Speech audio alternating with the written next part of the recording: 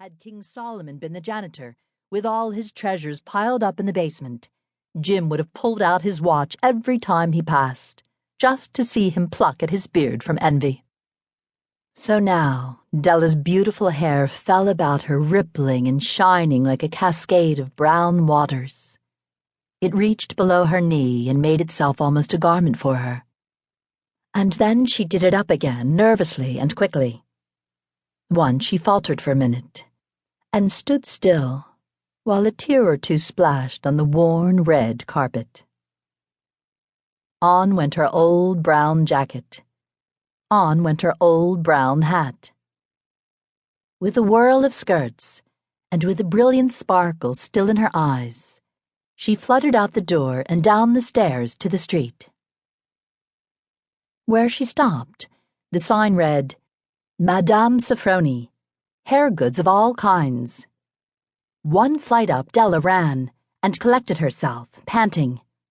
Madame, large, too white, chilly, hardly looked the Sofronie. "Will you buy my hair?" asked Della. "I buy hair," said Madame. "Take your hat off and let's have a sight at the looks of it."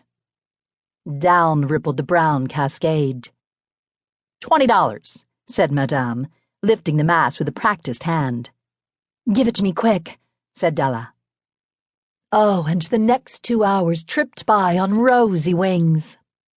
Forget the hashed metaphor. She was ransacking the stores for Jim's present. She found it at last. It surely had been made for Jim and no one else. There was no other like it in any of the stores, and she had turned all of them inside out. It was a platinum fob chain, simple and chaste in design, properly proclaiming its value by substance alone and not by meretricious ornamentation, as all good things should do. It was even worthy of the watch. As soon as she saw it, she knew that it must be Jim's. It was like him. Quietness and value. The description applied to both. $21 they took from her for it, and she hurried home with the 87 cents. With that chain on his watch, Jim might be properly anxious about the time in any company. Grand as the watch was, he sometimes looked at it on the sly on account of the old leather strap that he used in place of a chain. When Della reached home, her intoxication gave way a little to prudence and reason. She got out her curling irons and lighted the gas, and went to work repairing the ravages made by generosity added to love. Which is always a tremendous task, dear friends. A mammoth task. Within 40 minutes her head was covered with tiny, close-lying curls that made her look wonderfully like a truant schoolboy. She looked at her reflection in the mirror long, carefully, and critically. "If Jim doesn't kill me," she said to herself, "before he takes a second look at me, he'll say I look like a Coney Island chorus girl. But what could I do? Oh, what could I do with $1.87? At 7 o'clock, the coffee was made, and the frying pan was on the back of the stove, hot and ready to cook the chops. Jim was never late.